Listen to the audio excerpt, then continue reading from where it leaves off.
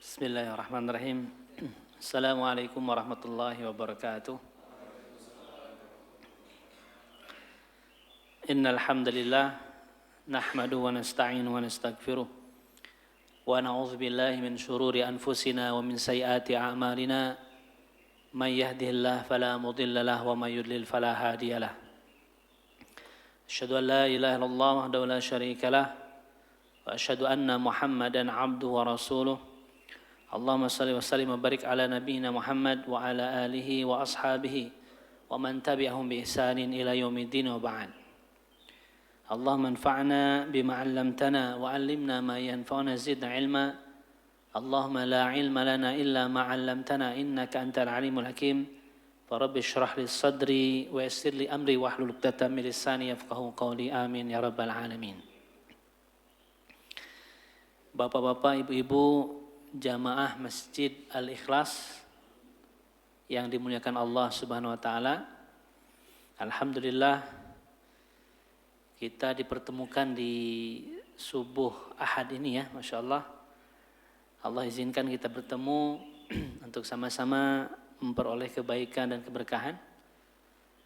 Yang insya Allah ini bagi saya kali kedua di masjid ini ya, mengisi kajian subuh ya, yang sebelumnya juga pernah sekali tahun kemarin, berarti sudah 1 tahun makanya.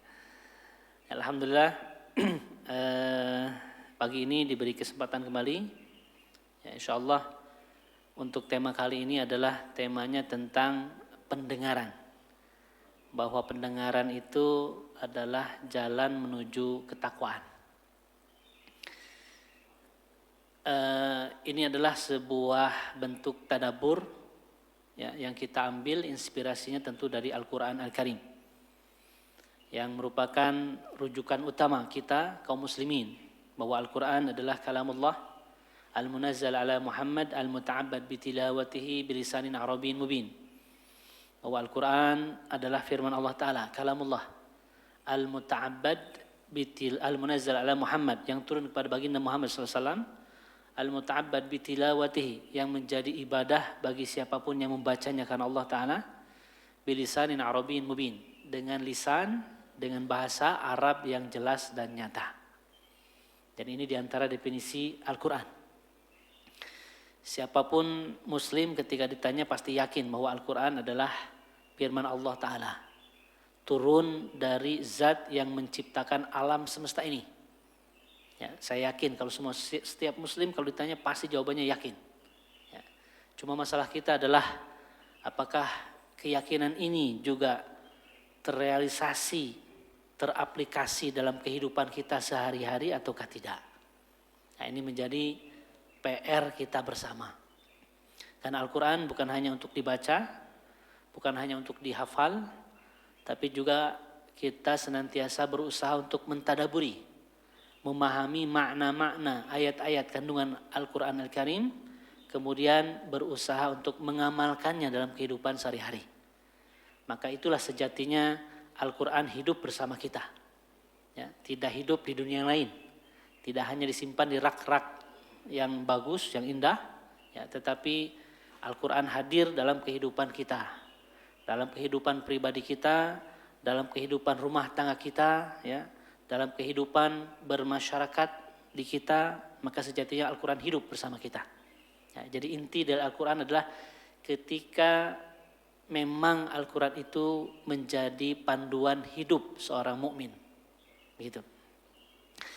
Dan kali ini tentu ketika Al-Quran menjadi pedoman pertama, panduan pertama, ya, yang pertama dan utama, maka ketika kita berbicara tentang bab pendengaran, juga kita ingin mendengar apa yang Allah sebutkan. Ya, jangankan hal-hal yang besar tentu saja, Al-Quran juga berbicara tentang hal-hal yang itu juga berkaitan dengan kehidupan kita, bahkan organ tubuh kita. Ya, di antaranya pendengaran.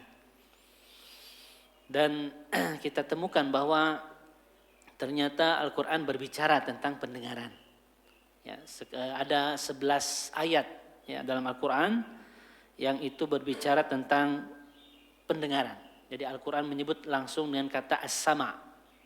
As-sama itu artinya pendengaran. Ya, bukan telinga. Kalau telinga udhun. Bahasa Arabnya adalah udhun. Jamaknya azan.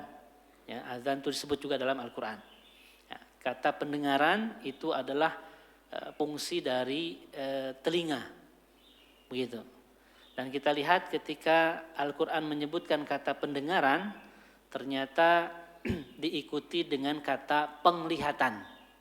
Ya, penglihatan bahasa Arabnya juga disebut dalam Al-Quran adalah al-basar. Ya, al-basar. Dan Al-Quran menyebut kata itu ya, setelah penyebutan kata as-sama, pendengaran. Ya, ini yang kita dapati dalam Al-Quran. Karena kalau kita mentadabburi Al-Quran, maka yakinlah yang pertama bahwa ini adalah kalamullah, firman Allah Ta'ala yang agung, yang mulia. Ya. Jadi kata per katanya, huruf per hurufnya, kalimat per kalimatnya, susunan katanya, susunan kalimatnya, susunan ayatnya, susunan suratnya, itu semua adalah sebuah mukjizat. Ya. Dan kita tidak bisa mengutak-ngatik apapun yang ada dalam Al-Quran. Walaupun satu huruf, ya, walaupun satu kata, karena kita menemukan dalam bahasa Arab banyak sinonim, ya, karena bahasa Arab kaya akan kata sinonim. Maka kalau kita ganti satu kata dengan kata yang lain kan sama sinonim. Ya, tetapi ternyata Al-Quran tidak bisa kita gunakan, tidak bisa kita rubah dengan kata sinonim yang lain. Artinya kita orang yang beriman tidak mampu sedikit pun mengutak-ngatik Al-Quran, mengubah-ubah Al-Quran, tidak akan mampu. Sampai hari kiamat, semenjak diturunkannya sampai hari kiamat. Tetapi yakinlah Al-Quran bisa merubah kita, merubah orang-orang yang mau mendengar Al-Quran. Ya, karena kita lihat bagaimana dulu sejarahnya, kita lihat Sirah Nabawiyah bangsa Arab, ya, ketika Rasulullah SAW, Nabi kita terakhir yaitu Muhammad SAW, ya, dipilih oleh Allah Ta'ala di Jazirah Arab, berbangsa Arab, dan tanah suci kita juga di Arab. Ya, kita tidak bisa mengubah itu semua, karena ini adalah ketetapan yang Allah berikan kepada kita. Jadi seorang mukmin, orang yang mengimani ini semua, dia harus bisa menerima. Ya, ketika dia mampu menerima, maka hal yang pertama dilakukan adalah dia mau mendengar. Ya, karena keimanan terhadap Al-Quran itu tidak bisa dilakukan hanya dengan mendengar sebetulnya. Karena kalau kita ditanya, kita lihat nggak Al-Quran itu turun kepada Rasulullah SAW? Jangankan kita lihat, sejaman pun tidak, bertemu pun tidak. Bagaimana kita tahu, yakin bahwa Al-Quran itu adalah firman Allah Ta'ala, kalamullah. Sedangkan kita tidak sejaman dengan Rasulullah. Ya, tidak tahu bagaimana wahyu itu turun kepada Rasulullah SAW. Ya, bagaimana kita iman? Yang ketika hari ini barangkali, hari ini hampir semua orang mengatakan kalau tidak ada fakta, data yang terlihat, maka itu tidak ada. Ya. Padahal fondasi di agama kita itu justru terbalik. Fondasi agama kita adalah keimanan, kepercayaan, pembenaran. Itu namanya iman. Terhadap perkara yang tidak terlihat oleh mata. Ya. Bukankah ketika kita membaca Al-Quran, di situ ada berita tentang Yaumul Qiyamah, hari kiamat. Ya, siapa di antara kita yang pernah merasakan hari kiamat? Tidak ada. Tapi kita yakin bahwa hari kiamat itu pasti akan terjadi. Satu keniscayaan. Kita membaca dalam surah Al-Fatihah, Malik Yaumiddin, Raja di hari Ad-Din, hari pembalasan, Yaumul Jaza. Bahwa Yaumul Jaza itu ada. Ya, kita yakin bahwa hari pembalasan itu ada. Setiap orang akan dibangkitkan oleh Allah Ta'ala setelah meninggal, setelah wafatnya, matinya. Kemudian ditanyai satu persatu akan amal yang sudah dilakukan di dunia. Maka itu Yaumuddin, Yaumul Jaza. Ya, dan kita yakin bahwa hari itu ada. Walaupun kita tidak pernah ya, mendapati atau tidak pernah bertemu dengan hari itu. Kemudian juga Al-Quran berbicara tentang surga dan neraka. Surga dan neraka. Lagi-lagi surga dan neraka pun kita tidak pernah berkunjung. Ya, barangkali ada di sini bapak-bapak yang pernah berkunjung ke surga, atau tetangganya yang sudah meninggal bisa ditanyai gitu, Pak, ke surga atau ke neraka? Ya nggak ada. Ya, artinya kita tidak pernah melihat bahwa surga dan neraka itu bagaimana. Tetapi orang yang beriman diminta yakin, percaya, membenarkan terhadap perkara yang tidak terlihat oleh mata. Maka ini sebenarnya pondasi agama kita. Al-imanu bil ghaib. Ya. Iman, mengimani, mempercayai, membenarkan terhadap perkara yang gaib, perkara yang tidak terlihat oleh mata. Dan Allah sebutkan ini merupakan ciri orang-orang yang muttaqin. Ciri pertama dalam surah Al-Baqarah. Alladzina yu'minuna bil ghaib wa yuqimuna sholata wa mimma razaqnahum yunfiqun. Orang-orang yang muttaqin itu siapa mereka? Mereka adalah alladzina yu'minuna bil ghaib. Mereka adalah orang-orang yang yu'minuna bil ghaib, mengimani perkara yang gaib. Begitu. Ini ciri pertama orang yang beriman, yakin bahwa Allah itu ada walaupun tidak terlihat oleh mata. Yakin bahwa Al-Quran itu kalamullah walaupun dia tidak melihat bagaimana Al-Quran itu turun kepada Rasulullah SAW. Yakin bahwa Rasulullah itu ada, yang bernama Muhammad bin Abdullah itu ada. Dulu 1400 tahun yang lalu hidup di Jazirah Arab, di Mekah. Ya, itu yakin ada walaupun kita hari ini tidak pernah berjumpa. Jangankan berjumpa, sejaman pun tidak. Jadi hal-hal ini tidak bisa dibuktikan dengan mata. Karena kita tidak pernah bertemu, tidak pernah berjumpa. Kalau kita ditanyai tentang malaikat, Pak yakin percaya akan adanya malaikat? Percaya. Pernah lihat malaikat? Ya pasti jawabannya tidak pernah. Lalu bagaimana bisa percaya? Sedangkan Bapak tidak melihat malaikat itu ada. Begitu. Ketika Bapak Ibu barangkali tanya, Bapak Ibu percaya akan adanya jin? Ya, pasti jawabannya percaya. Pernah lihat jin? Ya, bukan jin di Ciamplas, bukan ya, bukan ya. Jin juga tuh banyak di sana, tapi bukan di jin Ciamplas. Ya. Pasti Bapak jawabannya belum pernah lihat jin, tapi Bapak percaya, Ibu percaya bahwa jin itu ada. Nah, jadi bagaimana keimanan itu bisa hadir? Keimanan itu bisa hadir ketika kita mau mendengar. Karena kita hakikatnya hanya mendengar. Ya, sebenarnya kita hanya mendengar. Semua perkara yang gaib kita tidak bisa melihatnya. Kita hanya bisa mendengar. Maka pendengaran inilah jalan menuju ketakwaan. Begitu. Ya. Dan Al-Quran setiap menyebut kata pendengaran, as-sama, itu disebut lebih dulu ketimbang penglihatan. Ya, karena sejatinya keimanan kita, orang-orang yang beriman, itu dimulai dari mendengar. Ya.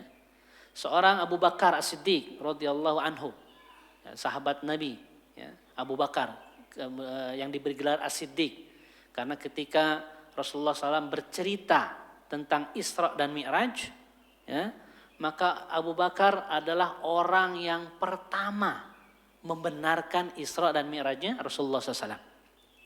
Ya. Jika hari ini Bapak bayangkan ada orang yang pergi dari Masjidil Haram ke Masjidil Aqsa, kemudian naik ke langit. Kira-kira dengan logika hari ini, konteks modern, zaman modern hari ini, ada orang yang berbuat seperti itu, Bapak akan percaya atau tidak? Nah, barangkali mungkin, mana faktanya, mana datanya, saya nggak bisa melihatnya. Kan begitu.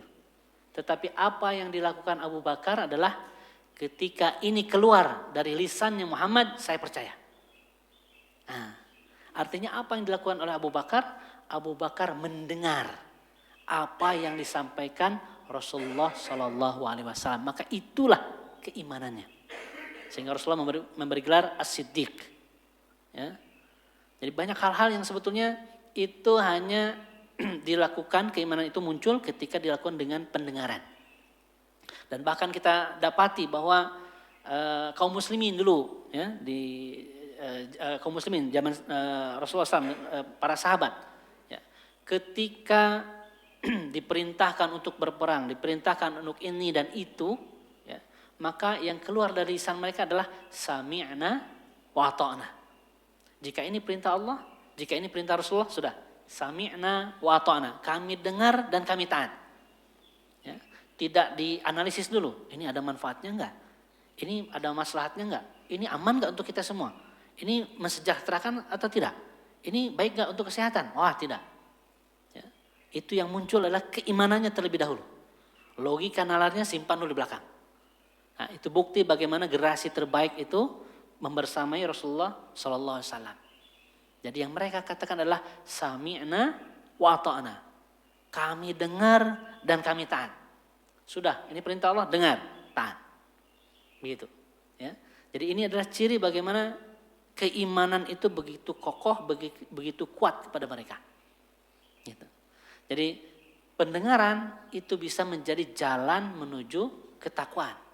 Karena kalau kita hari ini berbicara tentang hal-hal yang gaib, kita tidak bisa buktikan.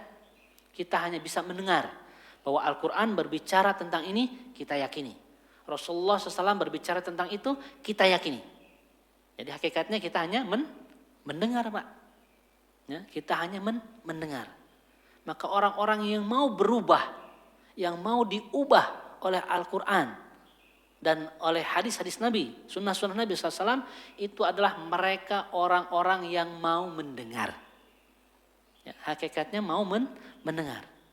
Mereka membaca Al-Quran, mereka membaca hadis. Hakikatnya mereka mendengar Al-Quran itu apa yang Al-Quran sampaikan, apa yang Rasulullah SAW sampaikan. Jadi hakikatnya mendengar, bukan melihat. Ya. Karena Rasulullah SAW tidak pernah kita jumpai. Ya. Wahyu-wahyu ketika Rasulullah membacakan ayat-ayat satu ayat per ayatnya, kita tidak pernah dengar, tidak pernah lihat. Ya. Hanya para sahabat barangkali yang mendengar langsung dari Rasulullah Sallallahu Alaihi Wasallam. Gitu. Jadi kalau kita ingin diubah hidup kita, ya, oleh Al-Quran, maka pergunakanlah telinga kita untuk mendengar ayat-ayat suci Al-Quran. Maka itu akan membimbing kita menuju ke ketakwaan. Kita lihat bagaimana dulu bangsa Arab. Ya. Bangsa Arab kalau kita lihat sejarahnya adalah sebuah bangsa yang dulu tidak diperhitungkan sama sekali. Ya. Bukan menjadi panutan, bukan menjadi idola, bangsa yang dipandang sebelah mata. Karena dulu ada dua imperium besar, yaitu bangsa Romawi dan Persia. Jadi inilah yang jadi panutan negeri-negeri yang lain. Kalau ini dari Persia, dari Romawi, wah diikuti. Ya. Jadi kalau hari ini barangkali kita juga bisa gambarkan, hari ini mana peradaban yang tinggi, yang selalu diikuti oleh kita. Dari mana peradaban itu? Dari Barat. Semua yang datang dari Barat biasanya kita ikut. Apapun ilmunya datang dari Barat biasanya kita ikut. Nah begitu. Jadi zaman dulu ada dua imperium besar kan, Romawi dan Persia, yang menjadi panutan, idola negeri-negeri yang lain. Tetapi ketika Al-Quran itu turun kepada Rasulullah SAW, yang ternyata Rasulullah SAW ada orang Arab, ya, berbicara dengan bahasa Arab, di Jazirah Arab, ya, di Tanah Suci, ya, di Mekah, di Arab, maka orang yang pertama kali mendengar Al-Quran itu adalah bangsa Arab. Ya, ini sebuah fakta ya, bahwa mereka bangsa Arab adalah bangsa yang diubah.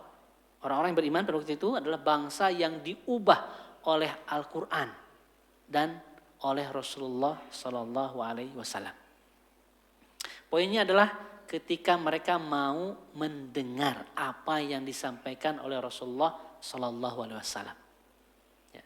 Sehingga bangsa Arab pun mengakui bahwa kami adalah sebuah kaum yang Allah muliakan dengan Islam. Nahnu qaum a'azzallahu bil Islam. Kami adalah kaum yang Allah muliakan dengan Islam. Sehingga fakta sejarahnya adalah peradaban Islam yang hebat, yang maju itu dulu, itu dibawa oleh bangsa Arab. Itu faktanya. Dibawa oleh bangsa Arab. Jadi bangsa Arab bisa menjadi bangsa yang maju pada waktu itu, bisa menjadi bangsa yang hebat. Ya. Ketika Rasulullah SAW wafat, kita lihat bagaimana Abu Bakar, diteruskan oleh Abu Bakar, Umar, Utsman, Ali radhiyallahu anhum. Itu bukannya ketika Rasulullah wafat, bukan Islam itu menjadi surut, bahkan padam, tidak. Tetapi justru malah meluas, ya, malah justru tambah hebat, ya, menyebar ke seantero dunia. Kan berarti pendidikan Rasulullah SAW itu berhasil, luar biasa, hebat, diteruskan. Ya. Tidak mungkin hari ini banyak yang terjadi kita ketika ada seorang tokoh yang ditokohkan, ya, yang disepuhkan, ketika ini misalnya foundernya, muasisnya, penggeraknya meninggal, maka biasanya padam juga lah kegiatannya. Ya. Itu yang sering terjadi di kita. Misalkan masjid ini ada seseorang tokoh yang penggeraknya hebat, Masya Allah, semua bergerak. Tetapi ketika tokoh ini meninggal, maka padam juga kegiatannya, hilang juga program-programnya. Ya, tetapi kalau kita lihat bagaimana Rasulullah SAW dulu, ketika Rasulullah SAW wafat, maka ternyata para sahabat meneruskan dengan begitu hebat. Nah, ini berarti bukti bahwa pendidikan Rasulullah SAW adalah pendidikan terbaik, hebat. Bangsa Arab bisa berubah ketika mau disentuh, ya, mau mendengar ayat-ayat suci Al-Quran dan mau disentuh oleh Rasulullah SAW. Karena Al-Quran ini bukan hanya untuk bangsa Arab, Pak, berarti pola ini juga bisa dilakukan atau bisa terjadi kepada bangsa-bangsa yang lain. Ya, dan sejarah juga menunjukkan begitu. Ternyata Imam Bukhari, apakah Imam Bukhari yang hadisnya kita pelajari sampai hari ini, ya, Imam Bukhari itu orang Arab atau bukan? Ternyata bukan orang Arab. Ya, Imam Bukhari bukan orang Arab. Kalau di dalam bahasa Arab ada, di dunia bahasa Arab, ilmu bahasa Arab itu ada Sibawayh. Ya, barangkali yang belajar bahasa Arab tahu siapa Sibawayh. Beliau adalah ulama nahwu. Ternyata Sibawayh juga bukan orang Arab. Pakar ilmu bahasa Arab ternyata bukan orang Arab. Artinya ini sebuah fakta bahwa agama Islam walaupun turun di Arab tapi bukan hanya untuk khusus orang Arab. Al-Quran walaupun pertama kali menyentuh bangsa Arab, ya, merubah bangsa Arab, tetapi yakin Al-Quran ini untuk orang-orang yang beriman.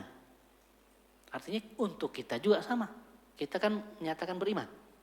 Artinya hal yang terjadi, hal yang sudah terjadi itu juga bisa terjadi kepada kita. Jika kita ingin mau, ya, jika kita mau mendengar ayat-ayat suci Al-Quran. Jadi intinya di situ. Ya. Jadi kalau kita mau mendengar, Pak, ya siap-siap kita mau diubah oleh Al-Quran. Tapi kalau kita tidak mau mendengar Al-Quran, jangan harap kita bisa berubah. Gitu. Ya, jadi yakinlah bahwa kita tidak bisa merubah apapun dalam Al-Quran, ya, sedikit pun, satu huruf pun, ya, tidak ada penambahan, tidak ada pengurangan, dan kita yakin bahwa Al-Quran yang kita baca hari ini, yang kita coba hafal hari ini, yang kita coba tadaburi hari ini adalah Al-Quran yang sama ketika turun kepada Rasulullah SAW 1400 tahun yang lalu. Al-Quran yang sama. Ya. Seorang sahabat, satu kisah, ya, seorang sahabat, sekelompok sahabat itu bepergian safar, ya, ke sebuah tempat, kemudian perbekalannya habis. Ya, ini diceritakan di tafsir Ibnu Katsir. Bapak-bapak silakan bisa cek nanti. Diceritakan di tafsir Ibnu Katsir. Jadi sekelompok sahabat bepergian dan perbekalannya habis.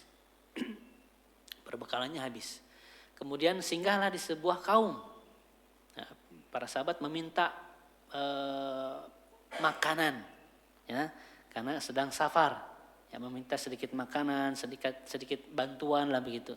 Tetapi kaum itu tidak memberi, ya, tidak diberi makanan itu ataupun bantuan itu.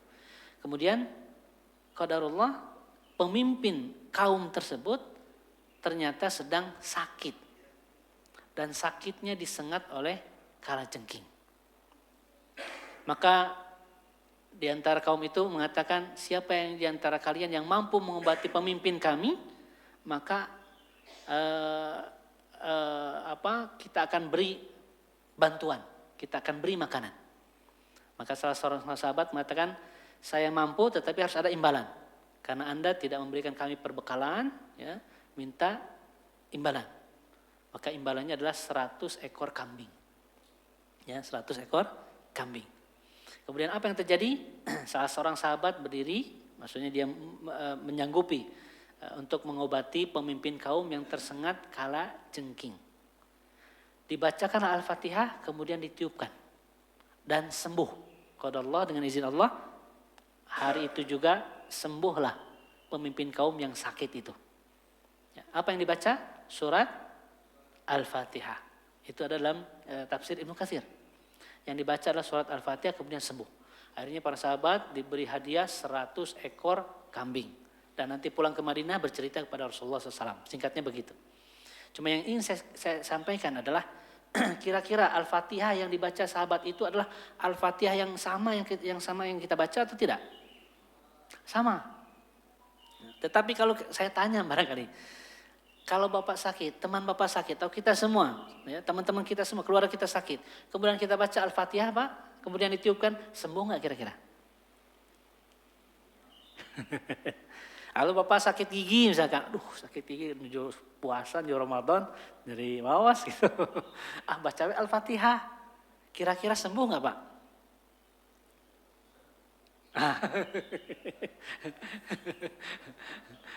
Ya, Al-Fatihahnya Al-Fatihah yang sama atau yang berbeda Pak? Dengan yang dibaca oleh sahabat? Sama. Al-Fatihahnya tidak ada yang berubah. Huruf per hurufnya, ayatnya, jumlah huruf tidak ada yang berubah. Tetapi kenapa efeknya tidak sama? Ya, kenapa sahabat itu membaca menunjukkan sembuh, kita yang baca sebelum baca juga sudah ketawa. Oh, piraku sembuh. Gitu. Artinya keyakinan yang berbeda, keimanan yang berbeda. Dulu sahabat Umar radhiyallahu anhu masuk Islam karena mendengar surat Toha, karena mendengar bacaan surat Toha. Ya, ketika Umar bin Khattab, singkat cerita, ingin membunuh Rasulullah SAW, ya, sudah konklusinya nih, wah ini kekacauan di Mekah nih, biang keroknya nih Muhammad nih. Sudah, saya gentle, saya akan datangi Muhammad, saya penggal lehernya. Kemudian kalau misalkan Bani Hashim itu meminta saya untuk dipenggal kembali, saya siap. Itu Umar, beraninya luar biasa. Ya. Akhirnya bawa pedang, ketika ingin menuju rumah Rasulullah SAW, ternyata bertemu seseorang dan diberitahu bahwa saudarinya, ya, Fatimah, itu sudah lebih dulu masuk Islam. Wow, betapa marahnya lagi. Ya, Umar marah lagi, ingin membunuh Rasulullah. Ternyata saudarinya, adiknya itu sudah masuk Islam lebih dulu. Wah, ini saya mau menyelesaikan biang kerok, malah saudarinya masuk Islam. Datanglah ke rumah saudarinya, kemudian ternyata sedang membaca Al-Quran. Surat apa yang didengar Pak waktu Umar masuk Islam? Surah Toha. Ya, surah Toha. Itu yang didengar oleh Umar ketika masuk Islam. Jadi Umar masuk Islam itu hanya mendengar surat Toha Pak. Apa bunyinya Pak? Toha. Nah, sudah satu ayat Pak, terusin. Toha ma anzalna 'alaikal Qur'ana litashqa illa tadhkiratan liman yakhsha tanzilan mimman khalaqal arda was samawatil 'ula ar-rahmanu 'alal 'arsy istawa lahu ma fis samawati wa ma fil ardi wa ma bainahuma wa ma tahta tsara, dan seterusnya. Ya. Kalau Bapak tadi mendengar bacaan saya, apa yang Bapak rasakan? Ada yang Bapak rasakan nggak? Ada getaran-getaran gitu? Ada merinding-merinding nggak ada? Bayangkan Pak, Umar bin Khattab itu mendengar surah Toha yang sudah berniat membunuh Rasulullah SAW, berbalik Pak, masuk Islam. Hadza laisa min kalamil bashar. Ini bukan ucapan manusia ini. Apakah Muhammad ini membawa ini? Gitu kan yang ditanyakan oleh Umar. Datang kepada Rasulullah SAW yang awalnya membunuh, berbalik. Asyhadu an la ilaha illallah wa asyhadu annaka Muhammadar Rasulullah. Masuk Islam Pak. Mendengar surat Toha. Coba kalau hari ini Pak, kita baca surah Toha, kita sampaikan tuh pada teman-teman kita yang di luar sana misalkan. Yang non-muslim misalkan. Ya, jangan kan yang non-muslim, kita aja misalkan. Ya, ke tetangga kita, keluarga kita. Apa yang terjadi? Ada perubahan nggak? Nggak ada perubahan ya. Padahal dulu Umar mendengar surah Toha langsung masuk Islam.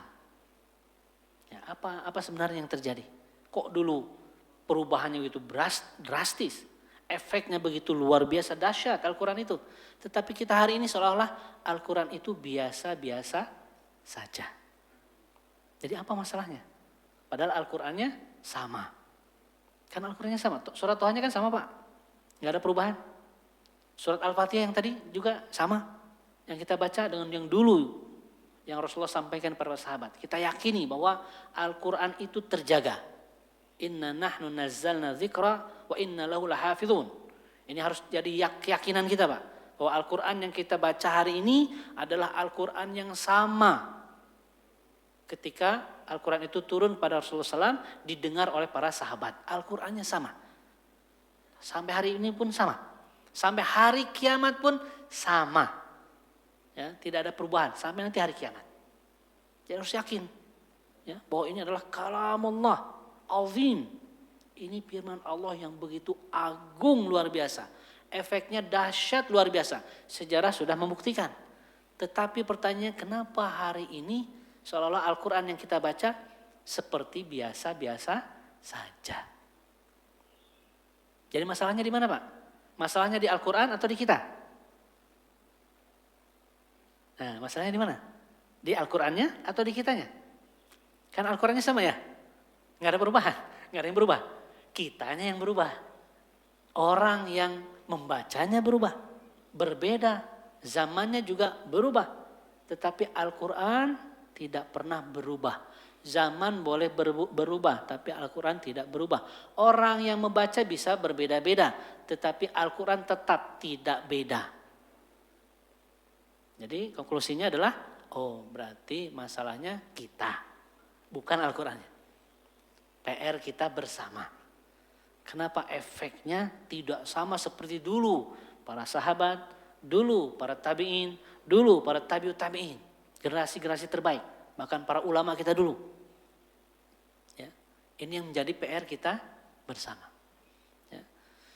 Karena Al-Qur'an hari ini tidak diposisikan seperti seharusnya. Ya. Jadi ketika kita membaca Al-Quran, kita harus sadar dulu, Pak, bahwa ini adalah firman Allah Ta'ala yang agung, yang mulia. Begitu. Itu pertama harus sadar. Ini turun dari zat yang menciptakan alam semesta, termasuk kita. Kalau kita kagum dengan alam semesta ini, dengan planetnya, dengan bintang-bintangnya, dengan galaksinya yang lebih luas misalkan, ataupun dengan yang di sekitaran kita, dengan gunung-gunungnya, ya, dengan tanamannya, pohonnya, kita kagum betapa indahnya Allah menciptakan ini semua. Kenapa kita tidak kagum dengan ayat-ayat suci Al-Quran yang itu juga sama, datangnya dari Allah Subhanahu wa Ta'ala. Seharusnya posisinya sama, Pak. Ya, karena Al-Quran kalamullah. Ya, jadi ayat Qur'annya dengan ayat kaunnya seharusnya ini sebuah tanda bukti yang akan menumbuhkan besarnya keimanan kita kepada Allah Subhanahu wa Ta'ala. Gitu, ya. Jadi semua haruslah dalam agama kita haruslah dimulai dari mau mendengar. Ya, Abu Bakar Siddiq mau mendengar Rasulullah SAW. Kalau ini keluar dari lisan Muhammad, maka saya percaya. Apakah Abu Bakar melihat Isra Mi'raj, Pak? Melihat Rasulullah naik ke langit? Melihat Rasulullah safar dari Masjidil Haram ila Masjidil Aqsa? Tidak melihat. Abu Bakar hanya mendengar. Jika ini keluar dari lisan Muhammad, maka saya percaya. Jadi kuncinya adalah mau mendengar. Apakah kita harus pergi dulu ke surga baru kita yakin surga itu ada? Apakah kita harus pergi ke neraka dulu melihat dengan mata kita baru kita percaya neraka itu ada? Maka kalau kita berpandangan seperti itu, maka itu bukan ciri orang yang beriman. Begitu. Ya. Kita tahu bahwa Fir'aun dulu didakwahi oleh Musa alaihissalam dengan ini dengan itu sampai ketika mau tenggelam. Ya, dia sudah melihat bagaimana mukjizat yang diberikan Allah kepada Nabi Musa, baru dia mengatakan amantu bi Rabbi Musa. Saya beriman terhadap Tuhannya Musa. Ya, ketika sudah mau meninggal, ketika sudah mau sekarat, Pak. Ya, tenggelam baru beriman, mengatakan beriman kepada Tuhannya Musa. Apakah ini sebuah keimanan? Apakah diterima oleh Allah Ta'ala? Ya, tidak diterima oleh Allah Ta'ala. Begitu. Ya. Jadi yang pertama harus kita lakukan dengan Al-Quran, dengan agama kita adalah mau mendengar. Mau mendengar ayat suci Al-Quran. Mau mendengar bagaimana akhlak adab Rasulullah SAW bersama para sahabat dulu. Ya. Kita mau diatur hidup kita dengan panduan Al-Quran. Maka insya Allah kebaikan yang akan lahir. Ya. Tetapi kalau kita tidak mau mendengar, ya, jangan harap kita dapat diubah oleh Al-Quran Al-Karim. Begitu. Kita lihat dalam Al-Quran ada 11 ayat yang menyebutkan kata as-sama, pendengaran.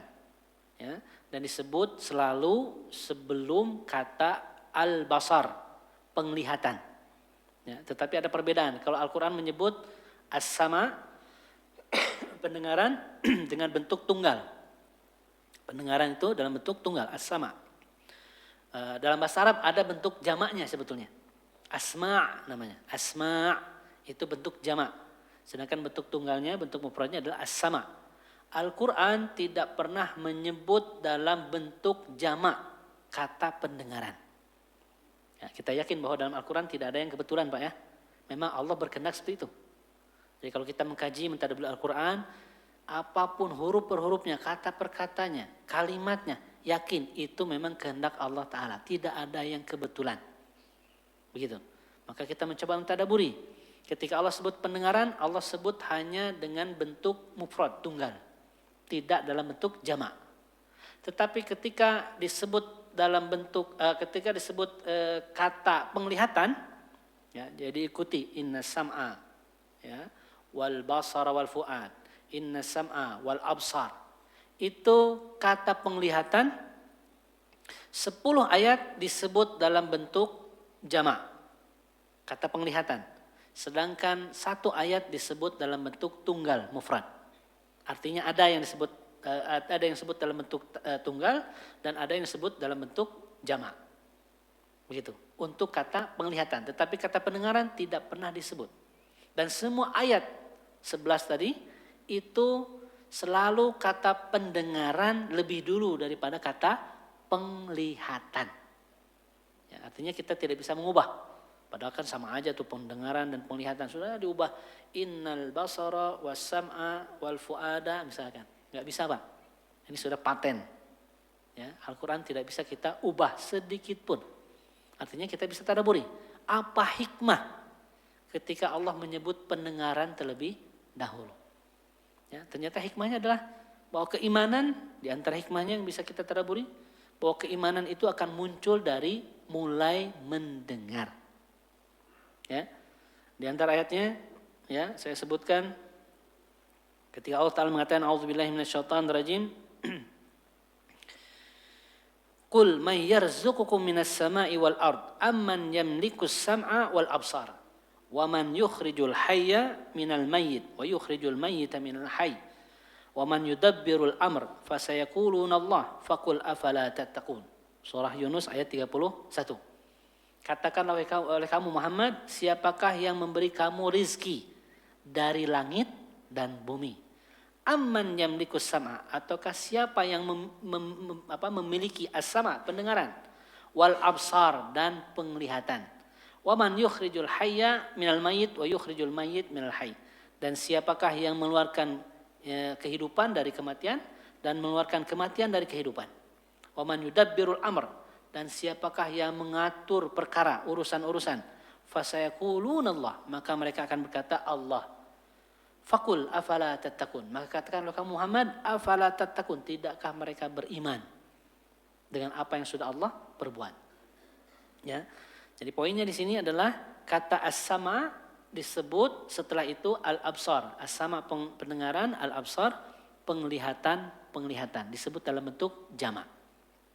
Ya, ternyata seiring waktu, ya, ilmuwan banyak mengkaji.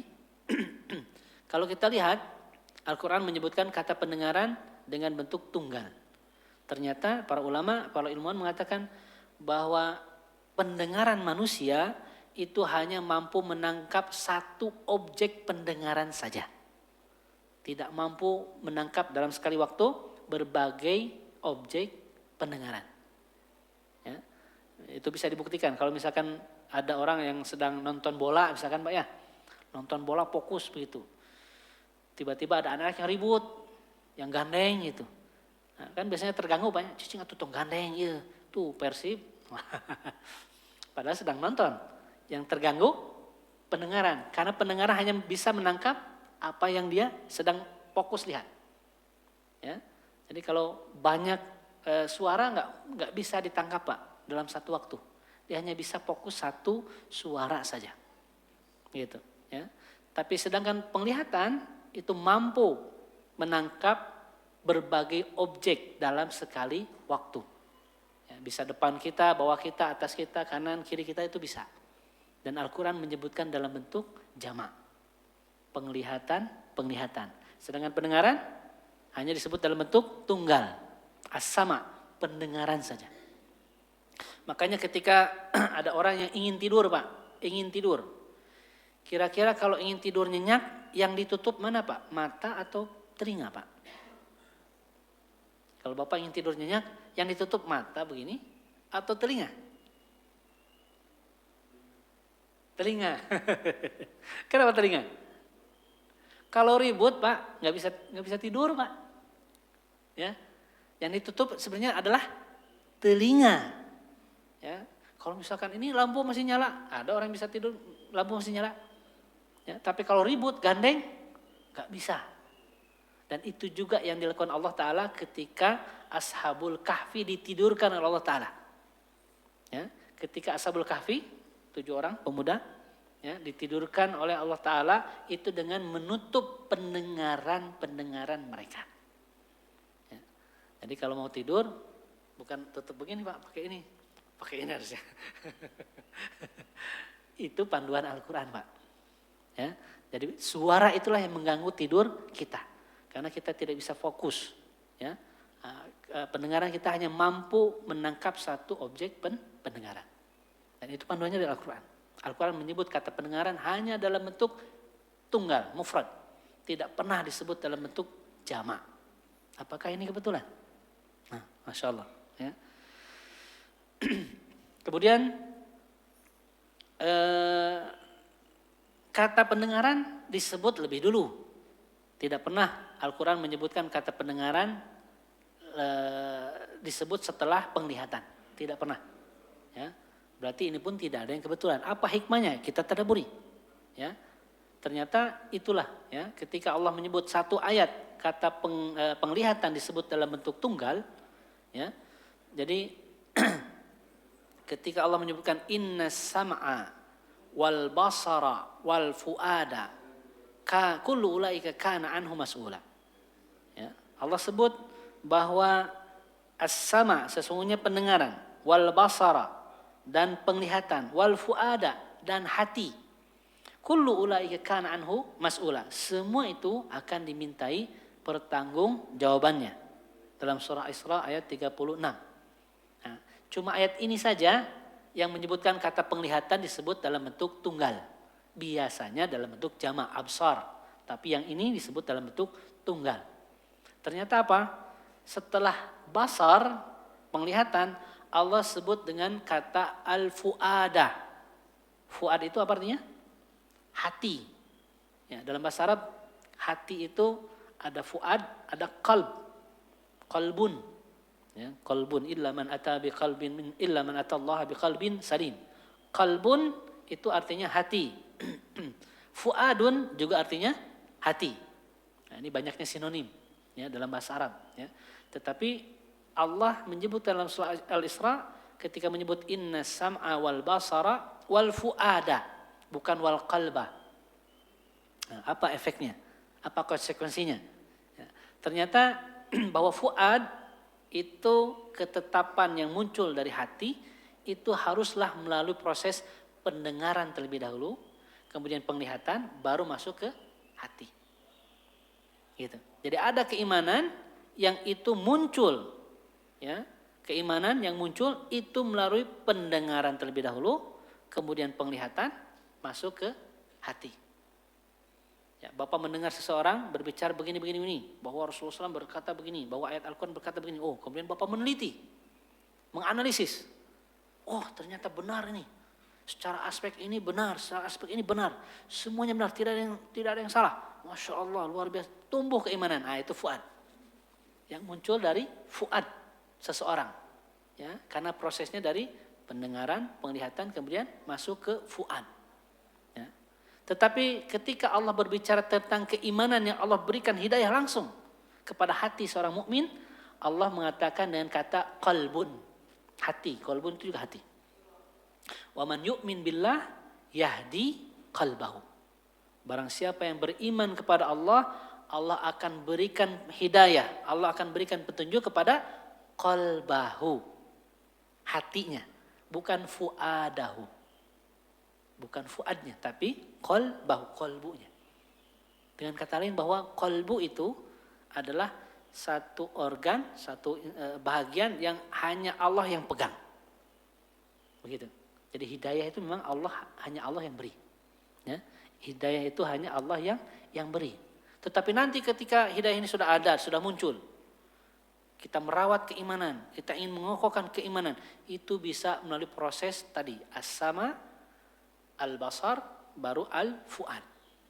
Mendengar, melihat, masuk ke hati. Gitu. Ya. Dan hari ini pun Bapak-bapak kan prosesnya sama, sedang mendengar sebetulnya. Dan bapak-bapak tidak bisa mendengar dua sekaligus objek pendengaran. Ya ingin mendengar kajian, ya ingin mendengar orang lain misalkan berbicara di luar, misalkan ada motor, ada lain semua, kan merasa terganggu. Yang harus Bapak lakukan adalah memang hanya fokus saja. Satu objek pendengaran. Maka dari satu objek pendengaran ini, Bapak bisa buktikan dengan penglihatan, masuklah ke dalam fuad. Maka fuad inilah yang akan berbuah menjadi sebuah keimanan. Begitu. Ya, inilah yang bisa kita ambil inspirasinya dari Al-Quran Al-Karim. Jadi apa yang disebutkan dalam Al-Quran tidak ada yang kebetulan. Semua adalah kehendak Allah Subhanahu wa Ta'ala. Ini sering saya ulang-ulang. Ya, karena ini supaya kita sadari bahwa huruf per hurufnya, kata per katanya, ayat per ayatnya, surat per suratnya, tertib ayat, tertib surat, itu semua adalah mukjizat yang Allah turunkan bagi orang-orang yang beriman. Ya, maka Al-Quran ini akan menjadi hebat luar biasa ketika yang kita lakukan adalah menghadirkan keimanannya terlebih dahulu. Ya, karena dulu, para sahabat dulu itu adalah menghadirkan keimanannya terlebih dahulu. Ya, ketika itu sudah muncul, keimanannya sudah kuat, turun ayat berangsur-angsur. Ketika turun ayat, tambah lagi keimanannya. Turun ayat, tambah lagi keimanannya. Kan begitu. Ya. Kan Al-Quran turunnya 23 tahun, Pak. Hari ini Al-Quran kita sudah lengkap. 30 juz, 114 surat, 6.236 ayat. Lengkap. Tidak akan bertambah, tidak akan berkurang. Dulu para sahabat itu belum lengkap, Pak. Turun surah Al-Alaq 1-5. Ya, pada Rasulullah SAW didengar para sahabat, nanti turun lagi, kan begitu. Tapi keimanan para sahabat begitu hebat, luar biasa. Sekarang Quran kita sudah lengkap, ya, tidak ada yang berubah. Tapi yang kita pertanyakan adalah keimanan kita sama tidak dengan para sahabat dulu? Keimanan kita sama nggak dengan para ulama kita dulu? Inilah yang menjadi PR kita. Begitu. Ya. Inilah yang menjadi kegelisahan kita. Yakinlah bahwa siapapun orangnya, ya, siapapun bangsanya, tidak harus orang Arab. Ketika dia mau mendengar Al-Quran, mau disentuh oleh Al-Quran, mau mendengar sabda-sabda Nabi Muhammad SAW, maka yakinlah orang tersebut, bangsa tersebut akan menjadi maju. Akan menjadi hebat. Bahkan bisa mengungguli bangsa-bangsa yang lain. Jadi modal kita yang pertama dan utama adalah modalnya keimanan. Ya. Bukan menafikan. Bagaimana dengan logika, IQ, analisis? Itu nanti belakangan. Ya, walaupun itu berperan, tapi itu nanti belakangan. Satu lagi terakhir barangkali, bagaimana kita lihat seorang Bilal bin Rabah. Seorang sahabat Bilal, kita tahu kan Bilal tuh hamba sahaya Pak ya. Budak hamba sahaya. Kalau bahasa hari ini, mohon maaf, bahasa hari ini mungkin budak ya tidak ganteng, teganteng-ganteng acan, tidak berpendidikan. Ini seorang Bilal, sahabat Nabi yang dijamin masuk surga ketika masih hidup lagi. Bahkan terumpahnya terdengar ketika masih hidup. Ya, Rasulullah kan bertanya, amalan apa yang kamu lakukan sehingga terumpah kamu ya Bilal terdengar di surga. Nah, itu masih hidup Pak, Bilalnya itu masih hidup. Ya, kita masih hidup belum tentu masuk surga atau enggaknya, belum tentu. Ya, tapi Bilal seorang budak sahaya dengan bahasa hari ini dia tidak berpendidikan. Ya budak sahaya lah, bajunya ya miskin apa adanya. Tetapi ketika diminta oleh majikannya, ya, majikannya untuk apa? Murtad dari Islam dengan disiksa, ya, dijemur di tengah terik matahari, ya, di atas batu dicambuk lagi. Bayangkan kalau misalkan di atas batu, kalau di Arab itu kalau musim panas Pak, itu bisa sampai 47 derajat. Ya, jadi kalau misalkan kena batu, bayangkan batu itu kalau di film-film koboi itu masak telur kan ceplok telur hanya di batu aja masak. Bayangkan kalau itu terkena kulit kita. Dan Bilal itu disiksa seperti itu. Ya, dijemur di atas batu besar, kemudian dicambuk. Disuruh oleh majikannya itu Umayyah bin Khalaf untuk murtad, keluar dari agama Islam. Apa yang keluar dari lisan Bilal? Bilal hanya mengatakan Allahu ahad, ahadun ahad. Bilal tidak mau menggandaikan keimanannya hanya karena tubuhnya sakit. Tubuhnya tercedera. Nah, ini bagaimana sosok, mentalitas, kualitas keimanan seorang sahabat Bilal. Gitu. Jadi ini menjadi inspirasi kita semua ya, bahwa kaum muslimin yang diperlukan, yang dibutuhkan pertama dan utama itu hanyalah menguatkan, merawat, meningkatkan keimanannya. Karena hakikatnya kemenangan kaum muslimin itu adalah ketika kaum muslimin ridha dengan Allah Ta'ala, maka Allah ridha dengan kaum muslimin. Sehingga Allah turunkan pertolongannya. Wa kana haqqan alaina nasrul mu'minin. Maka hak bagi kami kata Allah menolong orang-orang yang beriman. Begitu. Jadi tema iman sebetulnya Pak bukan tema yang sudah basi. Tema iman ini adalah tema yang senantiasa relevan, senantiasa up to date sepanjang zaman Pak. Kita hari ini mempelajari tentang tema keimanan, nanti anak-anak kita juga sama Pak. Temanya keimanan lagi. Nanti cucu kita sama, belajar tentang keimanan lagi. Kalau jadikan sebuah kurikulum pendidikan, ini adalah kurikulum pendidikan abadi. Yang sumbernya dari Al-Quran Al-Karim.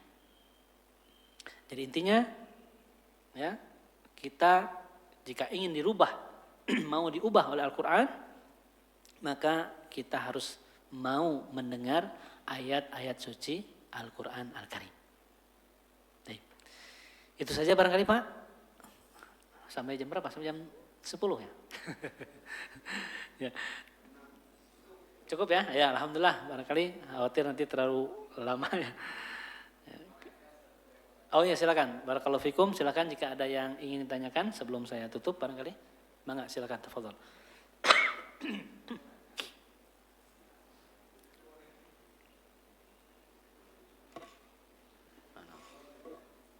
Assalamualaikum warahmatullahi wabarakatuh Ustaz. Waalaikumsalam warahmatullahi wabarakatuh. Mohon bertanya Ustaz. Ya mangga silakan Pak. Banyak hal yang sebetulnya mungkin akan banyak hal yang ditanyakan sebetulnya Ustaz. Kalau ada waktu setelah tanya jawab ini mungkin bisa ngobrol sebentar. Karena kebetulan saya juga pendidik Ustaz. Kemudian saya ini sedang menulis literasi dalam rekonstruksi literasi dalam perspektif Islam. Dan itu erat sekali dengan apa yang disampaikan oleh Ustaz. Yang pertama adalah hidayah itu haknya Allah Subhanahu wa taala ya Ustaz ya. Kemudian tadi disampaikan ada dua jalur yang Allah Subhanahu wa taala memberikan, satu melalui kalbu, satu melalui fuad. Yang fuad itu melalui panca indera lah ya, panca indera. Sedangkan yang kalbu itu adalah langsung. Nah, berarti ada hidayah yang bisa sampai kepada seseorang bukan melalui Allah Subhanahu wa taala, tapi melalui penglihatan dia. Begitu. Apakah seperti itu? Itu yang ke-1. Nah, sedangkan hak hidayah itu adalah dia ada pada Allah Subhanahu wa taala. Kemudian yang kedua terkait dengan tadi disampaikan bahwa dalam proses penerimaan kita itu adalah dalam pendengaran itu bagian yang penting untuk kita beriman kepada Allah Subhanahu wa taala. Nah, masalahnya tadi disampaikan bahwa kita itu sebagai seorang muslim, bukan masalah sih, kita itu dituntut sebagai seorang muslim dituntut untuk beriman kepada yang gaib. Itu kunci awalnya justru untuk di awalnya ketika kita siapkan itu dahulu, baru itu dengan mudah masuk. Hanya masalahnya proses pendidikan sekarang itu malah terbalik. Dari SD sampai perguruan tinggi, di perguruan tinggi umum ya, itu kita dituntut dengan meyakini sesuatu itu dari sesuatu yang sifatnya bisa dilihat, bisa didengar langsung, terus bisa diukur secara empirik, baru kita terima. Bahkan ketika kita memasukkan hal-hal yang di luar itu tidak diterima. Dan itu ditanamkan kepada anak didik kita. Mungkin ustadz-ustadz juga ketika masuk di sekolah itu ditanamkan seperti itu. Tanpa sadar dia akan membawa itu dalam kehidupannya. Ini bagaimana caranya kita berhadapan dengan situasi yang serumit ini. Karena itu sudah sangat masif. Dan itu sudah menjadi bagian yang sekolah seolah-olah standarisasi baik atau buruknya satu bangsa itu diukur dari sesuatu yang sifatnya materi. Bukan lagi yang gaib. Assalamualaikum warahmatullahi wabarakatuh. Ya, baik, Masya Allah, barakallahu fiik, Masya Allah atas pertanyaan yang luar biasa sekali, Masya Allah. Ya, barangkali yang pertama ya yang bisa saya jawab dua tadi ya untuk keimanan, ada qalbu, ada fuad. Ya, apakah tadi pertanyaannya ada hidayah yang tidak melalui Allah langsung begitu ya? Apakah begitu pemahamannya atau seperti apa? Yang bisa saya jawab adalah hidayah itu memang hak Allah Ta'ala. Ya, dan tidak ada sesuatu pun kejadian tanpa izin Allah Ta'ala. Tidak ada yang luput dari ilmu Allah Ta'ala. Semuanya pasti Allah tahu. Pasti atas izin Allah Subhanahu wa Ta'ala. Ya, jadi yang saya maksudkan adalah kita bisa melihat bahwa contoh ya misalkan orang-orang orientalis. Ya, orang-orang orientalis itu yang awalnya non-muslim, ketika dia mendengar tentang Islam misalkan. Itu kan banyak cerita yang kita temukan kisah-kisahnya. Ketika mendengar tentang Islam itu ekstrim, Islam itu teroris, akhirnya dia mulai meneliti. Dia membaca Al-Quran. Ya, setelah Al-Quran dibaca, diteliti. Akhirnya setelah sekian lama perjalanan yang panjang, barulah dia meyakini ternyata ini adalah sebuah kebenaran. Ya, maka dia masuk Islam. Nah, ini sebuah perjalanan yang panjang dari sebuah analisis, dari mulai dia mendengar, kemudian dia melihat, meneliti dan lain sebagainya, sehingga menghasilkan kesimpulan bahwa ini adalah agama yang benar, sehingga dia masuk Islam. Maka ini juga hidayah dari Allah Subhanahu wa Ta'ala. Tidak mungkin ada yang lain yang memberi hidayah.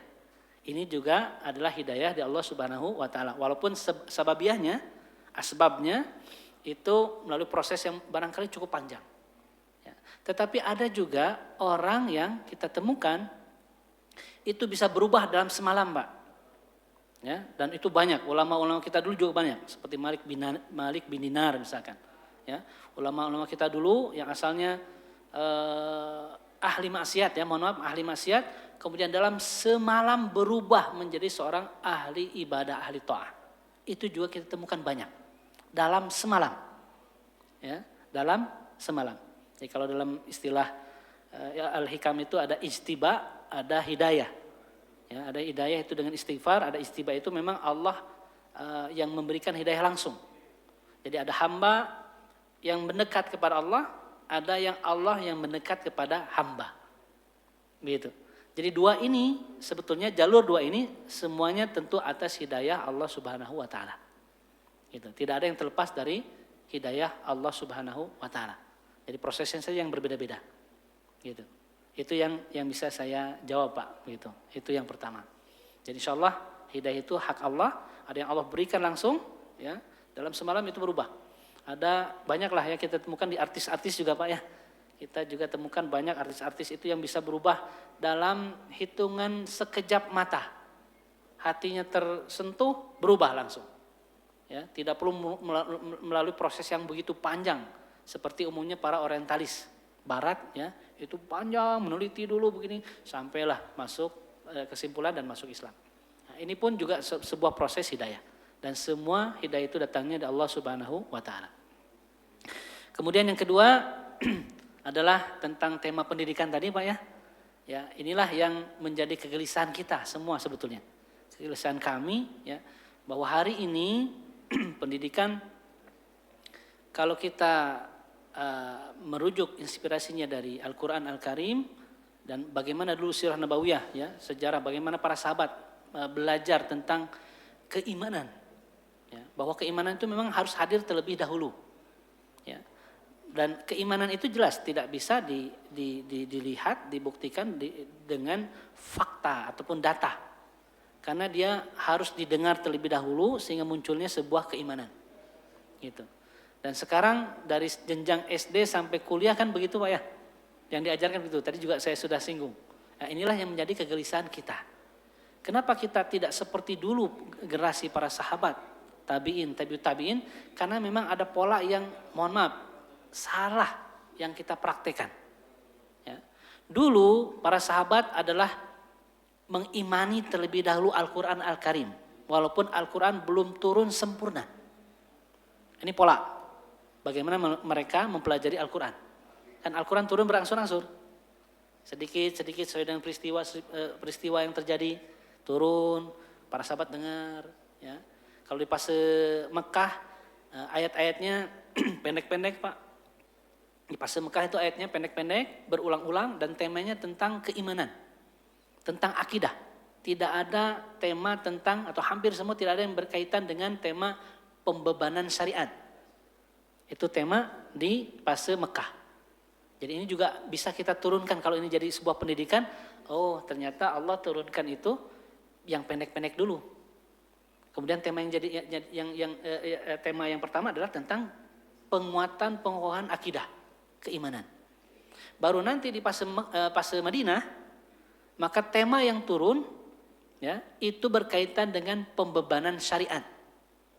Diwajibkannya sholat, ya, zakat, nanti puasa, itu tentang ayat-ayat atau fase Madinah. Dan ayat-ayatnya panjang-panjang. Apalagi nanti bab riba, misalkan bab hutang piutang, itu panjang. Gitu. Sedangkan di fase Mekah itu ayatnya pendek-pendek. Berkaitan dengan tema keimanan. Itu ciri. Dan ini tidak ada yang kebetulan.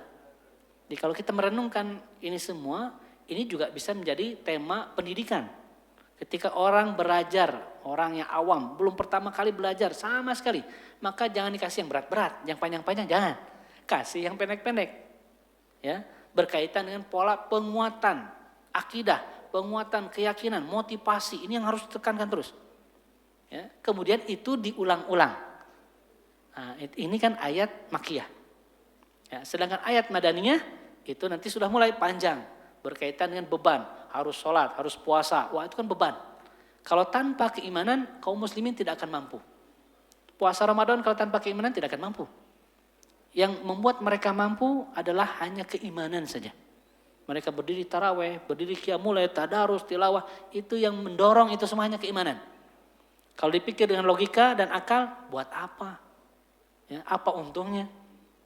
Begitu. Tapi kalau dia melihat dengan keimanan, maka timbul, ya, gairah ibadah yang begitu luar biasa. Gitu. Jadi inilah sebuah tahapan kalau kita lihat. Ada fase Mekah, ada fase Madinah. Fase Mekah itu 13 tahun. Rasulullah SAW 13 tahun di Mekah. Dan kurang lebih 10 tahun di Madinah. Itu artinya penguatan terhadap faktor akidah, keyakinan, motivasi, ruhiyah itu jauh lebih lama ketimbang penguatan yang sifatnya fisik, yang sifatnya materi. Ya. Jadi bab materi itu sebenarnya kemudian, tetapi yang perlu diolah terlebih dahulu, dikuatkan terlebih dahulu adalah bab ruhiyah, bab keimanan, bab keyakinan. Ya. Jadi kalau kita berbicara tentang keimanan, berbicara tentang ruh, memang tidak bisa dilepaskan dari jasad, karena ruh adanya di jasad. Nah, tetapi kalau kita berbicara tentang tahapan pendidikan, maka pertama yang harus kita kuatkan itu ruhiyah, baru nanti fisiknya. Nah, ini adalah urutan yang kita ambil dari Al-Quran Al-Karim. Dan begitu juga sirah menunjukkan seperti itu, Pak. Gitu. Jadi polanya ya harus kita balik juga, Pak. Polanya kita harus balik. Jika yang pertama kita, mohon maaf, hari ini kalau orang berolahraga, tujuannya untuk apa? Untuk menyehatkan badan, kan namanya begitu. Saya berolahraga supaya sehat badan kita, supaya saya tidak sakit dan lain sebagainya. Itu sehat badan, tidak sakit, ini semua aspek materi. Ya, badannya supaya kuat, terlihat gagah orang lain, berotot. Nah, kalau dulu bukan begitu temanya. Dulu itu temanya kalau fisiknya kuat, bisa kuat untuk beribadah. Kan beda temanya. Ya, kenapa fisik itu harus dilatih? Supaya bisa kuat beribadah. Bisa menjalankan ketaatan. Bisa berjihad di jalan Allah. Nah, itu temanya berbeda. Begitu. Jadi memang polanya hari ini kita harus balik, Pak. Mohon maaf ya, ini yang menjadi kegelisahan kami juga begitu. Jadi tema itu harus kita balik. Ya, dan saya sudah berusaha untuk mempraktekkan itu kepada anak-anak saya. Gitu. Jadi ketika awal-awal usia 4 tahun, ya 5 tahun, itu kan yang dibicarakan itu Masya Allah. Ya, anak-anak itu kan masih fitrah. Itu tentang tema ketuhanan. Tema keimanan sebetulnya. Ya. Tema pertanyaan Allah itu di mana? Gitu ya. Surga itu di mana? Gitu. Ya. Itu tema-tema yang keluar dari lisan-lisan mereka. Ketika kita menyatakan bahwa surga itu ada di bawah telapak kaki ibu. Maka usia 9 tahun, 10 tahun itu bertanya, mana telapak kaki ibu? Kenapa? Ingin lihat surga itu di mana? Karena usia segitu, dia juga hanya belum mampu. Dia harus bisa mencerna apa yang dia lihat. Gitu, ya. Apa yang dia lihat, maka dia cari di telapak kaki ibu itu yang mana, ya. Katanya surga itu di bawah telapak kaki ibu. Ternyata yang ada perpecahan antar suku. Ya. Nah, padahal kan orang yang sudah dewasa, matang akalnya, dia sudah mampu memahami dengan berbakti pada ibu, ya, berbuat baik pada ibu, maka pintu surga itu sudah ada terlihat di hadapan matanya. Gitu. Jadi bagi saya, mohon maaf, bagi saya memang polanya kita harus balik. Dan itu harus kita mulai dari diri kita sendiri. Begitu. Jadi pola ini kita balik, mulailah dari penguatan keimanan terlebih dahulu, baru nanti penguatan terhadap aspek-aspek yang sifatnya materi, fisik, jasad dan lain sebagainya. Begitu. Termasuk juga dalam Al-Quran, ya, yang tadi saya sampaikan juga demikian. Karena Al-Quran hari ini itu sudah lengkap. Ya, sedangkan dulu belum lengkap, maka mereka belajar keimanan terlebih dahulu, belajar adab kepada Rasulullah terlebih dahulu, sambil menunggu Al-Quran itu turun, sedikit-sedikit. Semakin turun Al-Quran, banyak turun, bertambah ilmu. Ilmu itu menguatkan imannya. Gitu. Ya. Tapi hari ini ilmu itu sudah ada, banyak, sudah lengkap. Tetapi tidak menguatkan keimanan kita.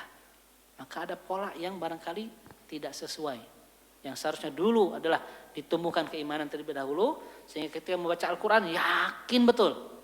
Ya, tidak ada yang tidak mungkin bagi Allah Ta'ala. Ya, tidak ada yang tidak mungkin bagi Allah Subhanahu wa Ta'ala. Pasti Allah kabulkan, pasti Allah izinkan. Kalau kita benar meminta kepada Allah Subhanahu wa Ta'ala. Gitu. Jadi mungkin itu Pak singkatnya yang bisa saya jawab. Sedikit aja. Ini terkait dengan yang pertanyaan kedua.